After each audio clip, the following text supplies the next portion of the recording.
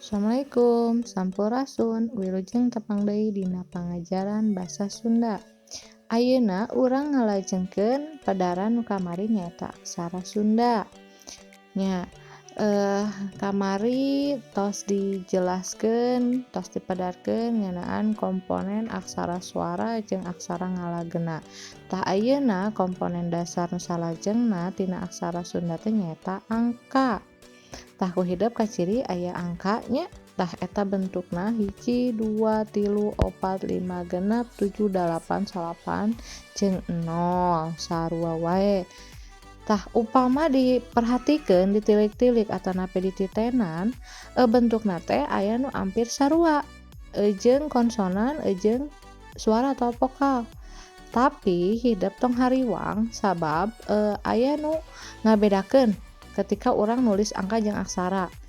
Naon cenah nu bedana? Nyaeta ciri khas upama urang nulis angka dina aksara Sunda nyaeta di sisi-sisina antara sisi katuhu jeung kenca ditambahan garis nya. Ditambahan garis atawa di awal jeung di akhir ditambahan garis. Erek jumlah angkana erek hiji, erek 2 atau erek loba, tah di dieu contona misalna aya angka 2 hiji, aya nunjukkeun taun 1887.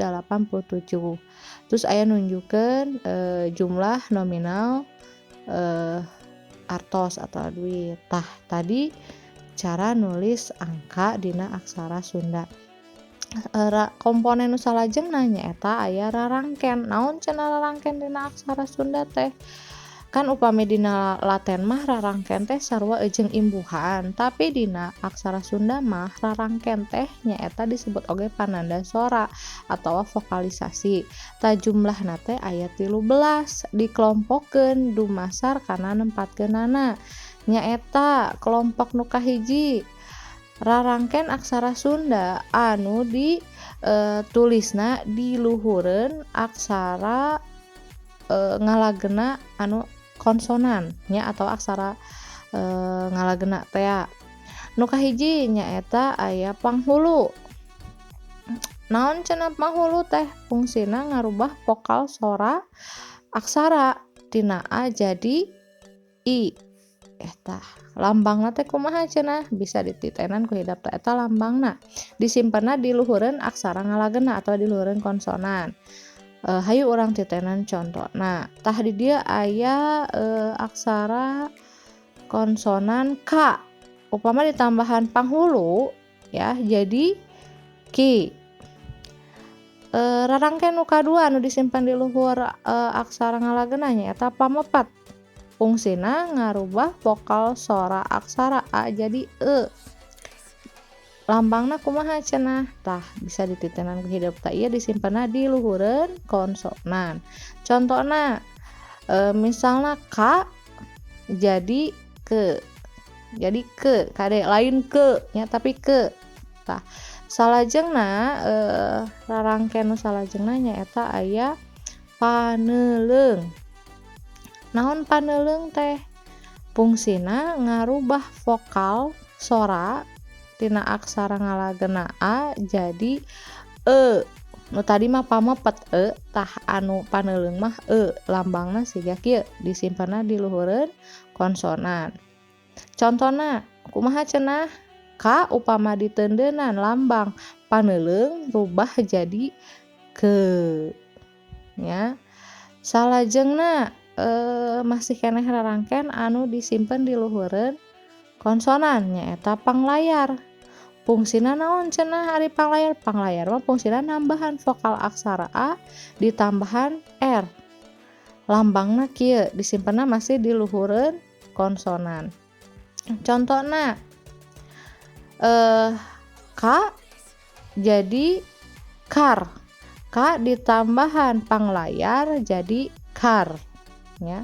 Terus salajengna aya panyecek ya, masih keneh nu disimpen di luhureun konsonan.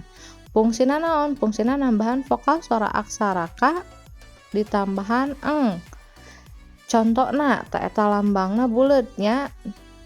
Tina K konsonan K ditambahan panyecek lambang panyecek jadi Tah eta K. barudak rarangken anu disimpenna di luhureun aksara ngalageuna atau konsonan. Tadi jumlahna aya 5, aya panghulu, panyecek, panglayar, paneuleung, jeung pamepet. Kade ingetkeun nya salajengna rarangken anu ditulis di handapeun aksara ngalageuna. Nu kahiji aya nu disebutna teh panyuku. Fungsina naon nyaeta ngarobah sora vokal aksara A jadi U.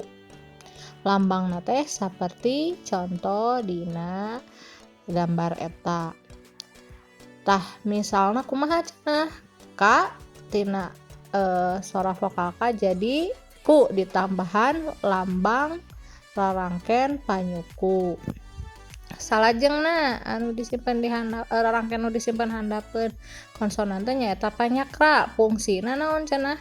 Nambahan sora vokal aksara A jadi ra. Ieu mah nambahan nya. Lambangna saperti ieu nu dina gambar. Kumaha cenah? Misalna K jadi kra ya. Salajengna aya panyiku. Fungsina naon cenah? Nyaeta nambahan sora vokal aksara A jadi kla. Lambangna kumaha cenah? Tah lambangna saperti dina gambar. Contona kumaha? Misalna K jadi kla, konsonan K ditambahan, panyiku jadi kla. Tah eta nya barudak ingetkeun rarangken anu ditulis handapeun aksara ngalageuna teh aya 3, aya naon we cenah tadi? Aya panyuku, aya panyakra jeung panyiku. Kade patuker panyuku mah ngarubah sora vokal A jadi U, misalna K ditambahan lambang panyuku jadi ku. Lamun panyiku mah nambahan la, misalna K ditambahan lambang panyiku jadi kla. Tah kade oge engke patuker bisi patuker aya fungsi rarangken teh nambahan jeung ngarobah. Biasana lamun ngarobah mah sora vokal. Misalna K jadi ku, tadi teh aya panyuku, terus aya K jadi ke, tadi paneuleung, aya nu nambahan K jadi kar, panglayar, terus K jadi kra, panyakra. Tah barudak eta bahasan atau pedaran ngeunaan rarangken nya karek dua jenis rarangken anu disimpen di luhureun konsonan jeung anu disimpen di handapeun konsonan. Tadi nu di luhureun konsonan aya 5, di handapeun konsonan aya 3. Tadi cekapkeun sakieu wae kanggo minggu ayeuna pedaran rarangkenna. Minggu payun urang dilajengkeun deui. Hapunten upami aya kalepatan, hatur nuhun.